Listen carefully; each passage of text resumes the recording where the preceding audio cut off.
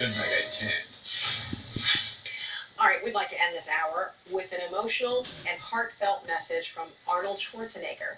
In a powerful video, nearly 8 minutes long, the former California Republican governor, actor, and immigrant from Austria condemns the mob that attacked the U.S. Capitol and calls for unity. As an immigrant to this country, I would like to say a few words to my fellow Americans, to our friends around the world about the events of recent days. Now, I grew up in Austria.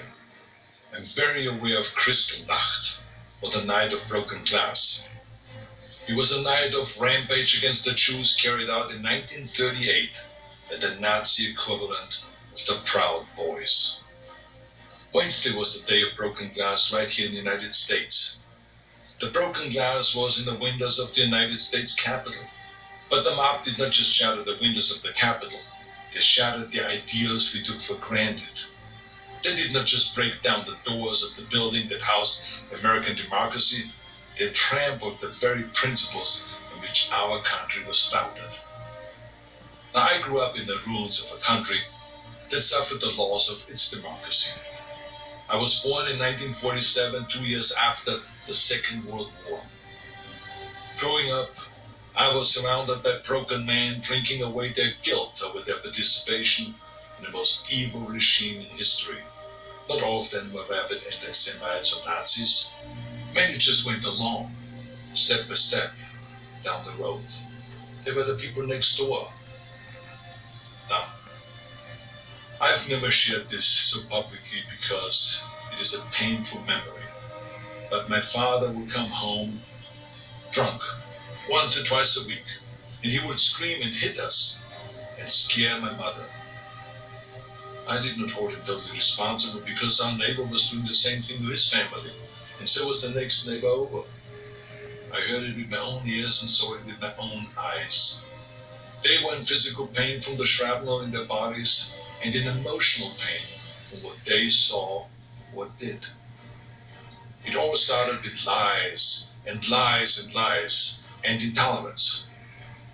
So being from Europe, I've seen firsthand how things can spin out of control. I know there is a fear in this country and all over the world that something like this could happen right here. Now, I do not believe it is, but I do believe that we must be aware of the dire consequences of selfishness and cynicism. President Trump sought to overturn the results of an election, and of a fair election. He sought a coup by misleading people with lies. My father and our neighbors were misled also with lies, and I know where such lies lead. President Trump is a failed leader. He will go down in history as the worst president ever. The good thing is that he soon will be as irrelevant as an old tweet. But what are we to make of those elected officials who have enabled his lies and his treachery? I will remind them of what Teddy Roosevelt said. Patriotism means to stand by the country. It does not mean to stand by the president. John F. Kennedy wrote a book called Profiles in Courage. A number of members of my own party, because of their own spinelessness, would never see their names in such a book, I guarantee you. They're complicit with those who carried the flag of self-righteous insurrection into the Capitol.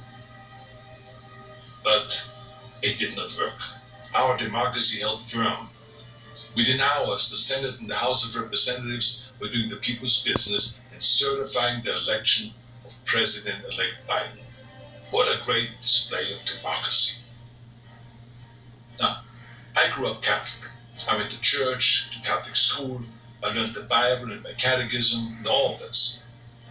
From those days, I remember a phrase that is relevant today: a servant's heart. It means serving something larger than yourself. See, what we need right now from our elected representatives is a public servant's heart. We need public servants that serve something larger than their own power or their own party. We need public servants who will serve higher ideals, the ideals in which this country was founded, the ideals that other countries look up to. Over the past few days, friends from all over the world have been calling me distraught and worried about us as a nation. One woman was in tears about America, wonderful tears of idealism about what America should be. Those tears should remind us of what America means to the world. I've told everyone who has called that as heartbreaking as all this is, America will come back from these dark days and shine our lights once again. Now you see this sword? This is the Conan sword. Now here's the thing about swords. The more you temper a sword, the stronger it becomes. The more you pound it with a hammer and then heat it in the fire, and then thrust it into the cold water, and then pound it again, and plunge it into the fire and into the water, the more often you do that, the stronger it becomes. I'm not telling you all this because I want you to become an expert sword maker, but our democracy is like the steel of this sword. The more it is tempered, the stronger it becomes. Our democracy has been tempered by wars, injustices, and insurrections.